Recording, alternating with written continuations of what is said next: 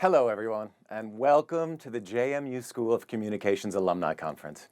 My name is Jensen. I'm a JMU graduate from the class of 2000 with a major in international affairs and an SCOM minor. It is a huge honor to get this opportunity to talk with you today. I'm actually speaking to you from Hong Kong, which is one of the reasons I can't be there with you in person, much as I wish I could. More specifically, I'm actually inside the TV studio at CNN's Asia Pacific headquarters. That's where I work. I've been with CNN now for over 10 years, today as a manager, and before that, mostly as a field producer, writing and overseeing the production of long-form feature stories. I've been really lucky to travel all over the world as a journalist and producer, from Asia to the Middle East and beyond, sharing stories of remarkable people and places with our global audience of over 400 million viewers. The job has allowed me to interview celebrities, musicians, athletes, CEOs, politicians, and I've also witnessed from the ground events that have literally changed the course of world history. Uprisings, revolutions, wars. I often tell people, and believe me, I'm not exaggerating when I say this, that I have the best job in the world. But getting here took a lot of prep work and a little bit of luck, too. My big break came while I was living in Cairo, Egypt. It was January 2011. I was walking home toward a bridge that crosses over the Nile River into Tahrir Square when this happened. I started filming on a flip cam as tens of thousands of Egyptians spontaneously took to the streets, demanding freedom after decades of autocratic rule by one man. Police forces fired tear gas, and in some cases, live ammunition into the crowds. And I was there to capture it all. The beginnings of a revolution that transformed the entire region and my life. Looking back, it's quite amazing how it all came together, especially considering where I was 22 years ago today, just a few weeks before graduating JMU. And that was totally clueless. I didn't know what I wanted to do. Worse, I didn't really know how to figure it out, how to take or how to even find those next steps. That is what I wanted to talk to you about today, just how it all clicked for me and the steps I took to get there. Look, I'm not going to give you advice. I get that many of you may not want to go into journalism or even travel overseas. Your path will be totally different than mine. That's fine. Plus, look, you're going to get plenty of advice along the way. I had no shortage of it when I sat where you are right now. Take this step. Take that step, go this way, that way, meet this person, that person, speed up, slow down, or worse, just be patient, you'll figure it out. Or worse, cross that bridge when you get there. Cross that bridge when you get there? Try telling that to someone with no job and mounting debt. That is just crazy advice. But again, don't look at this as advice. As you figure out your next steps, there may be, though, lessons you can draw from people like me who've been in your shoes before. And for me, that is this. 5 steps. 5 simple steps that help me put things in perspective and figure it all out. Big steps, baby steps, and at least one giant leap of faith. Step 1. It's cliche, but it's important. Do what you want to do, not what others tell you to do.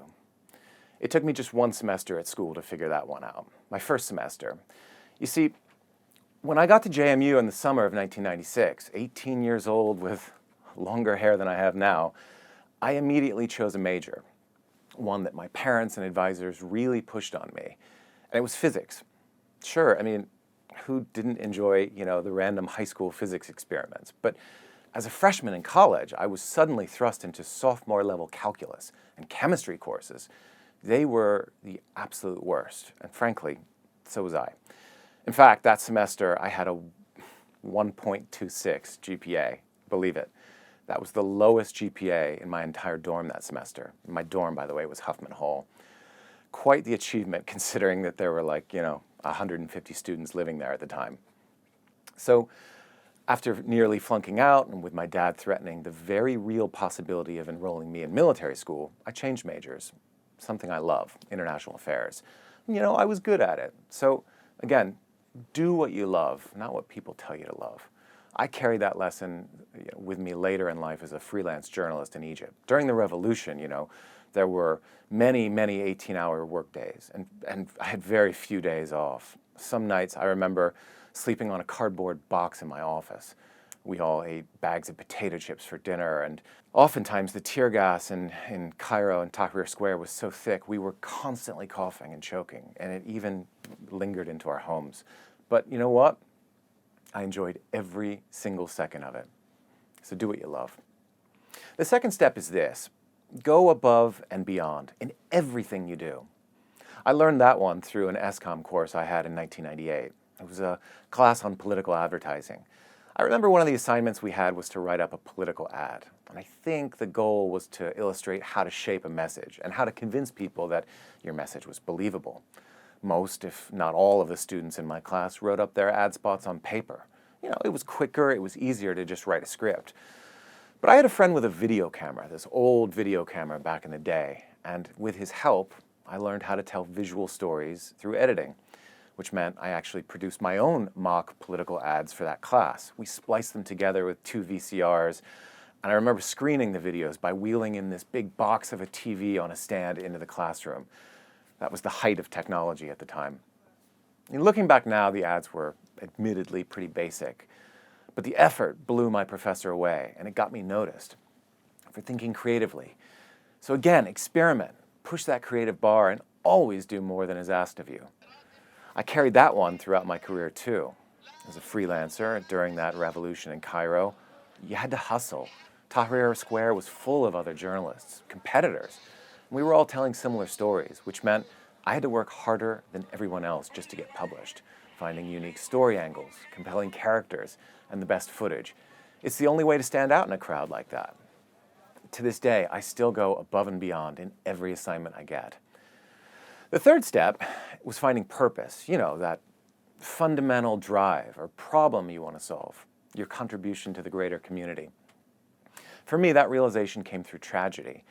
It was just before my junior year at JMU. In 1998, few Americans had ever heard of the name Osama bin Laden or Al-Qaeda. Unfortunately, that summer, I learned about both. That is when 2 twin bombs exploded at American embassies in East Africa.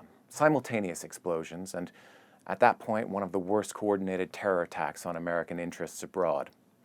More than 250 people died in the blasts in Kenya and Tanzania. One of them was a 20-year-old. He was an American named Julian Bartley Jr. He was interning at the American Embassy in Nairobi that summer, and for many years earlier, he was also my best friend. We played together as young children, G.I. Joe, Transformers, Lego. We even learned Taekwondo together. We were both young, I think 10, 11, 12. He'd come over to my parents' house in Northern Virginia. Now, I should tell you, one of the reasons I even knew Julian is that, like my parents were also American diplomats. Also, like Julian, I grew up overseas as a child in places like Egypt. All of my friends were the sons and daughters of diplomats. It made sense because, at a young age, we had a lot in common. A shared sense of knowing what the world was like outside the U.S., culture shock. Every summer we came home to visit family in the U.S., and the same laughs when people asked us weird questions about life overseas. For me, the questions were always, about the Middle East. Questions like, do you live in a pyramid? Do you ride a camel to school? No, I didn't do either. I'd lost touch with Julian by 1998, but that, when I learned about his death just before my junior year at JMU, I remember feeling a lot of pain. I remember thinking also that having grown up in the Middle East, at that point, Americans needed more than ever to understand what was happening around the world, and that storytelling, like through video, might just be able to do that, to inform, to educate, to counter stereotypes. A few years later, another tragedy, September 11th, really convinced me of that purpose. It gave me a focus and a goal. I would try to go back to the Middle East and become a storyteller. And so, I went to grad school for journalism. But again, after graduating, I was right back where I ended at JMU, clueless about my next steps. So, I did what all of you should do too, and that's step 4, lean on your network. I emailed an alum who was working at National Geographic. asked him if we could meet for a coffee. I'll buy, I told him. He didn't know me at all. The only thing we had in common at that point was that we both went to the same school. But he met with me for a coffee, and I remember we sat in the courtyard outside National Geographic. After a half hour of chit-chat or so, he asked me, "Do you want to come up and meet my boss?" Yes, please. And that is how I got my first job at National Geographic. So here's the lesson. Reach out to people you know, friends, family, alumni. Do not ever think, "Oh, but I don't know them," or "They won't want to talk to me." Believe me, you can convince anyone in the world to give you 15 minutes of their time if you buy them a cup of coffee. I'd never have found success as a journalist covering Egypt's revolution without my network. I'd had a couple years and countless cups of coffee to build it. And when the world's attention eventually turned to Tahrir Square during that uprising, I was ready. I knew who to call. I had contacts I'd cultivated for years, and there was mutual trust. So I was a leg up on other journalists who were new to this story. And that meant some of the biggest publishers in the world started turning to me for advice. You really can't ask for a better job interview than that. Of course, just getting to Egypt was the hard part, which leads me to the final step. Number 5, be bold, take risks. For me, that was quitting a comfortable job in Northern Virginia, leaving friends, leaving family, and moving back to the Middle East as an adult, where, as you now know, I eventually got that big break. But when I first moved to Cairo in 2007, it was incredibly scary. I didn't know anyone there, the biggest, most populous city in the Arab world. I didn't have a job. I had just enough cash to sustain life there for a few months. But I did everything I could to mitigate the risk. I planned. I saved money. And I read every single thing I could, including an out-of-print library book called How to Become a Freelance Foreign Correspondent. All I needed to do was buy the plane ticket.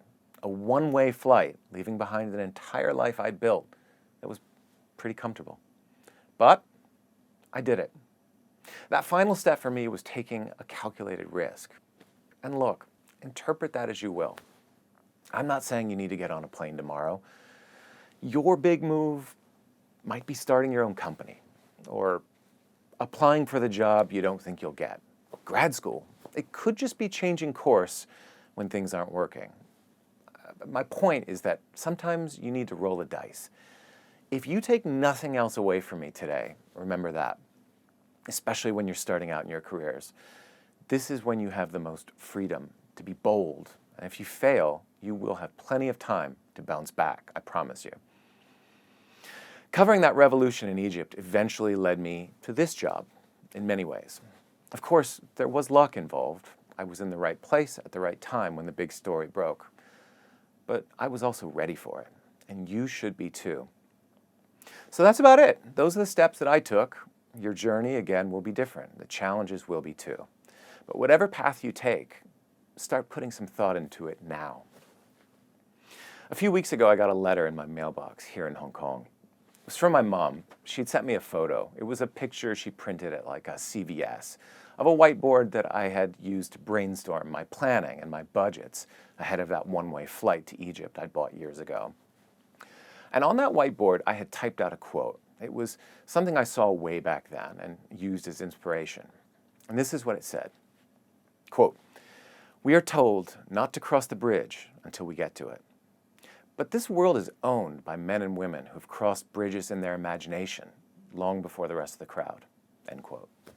I'm not sure who said that, but it's just as true for me today as it was back then when I was figuring out my next steps.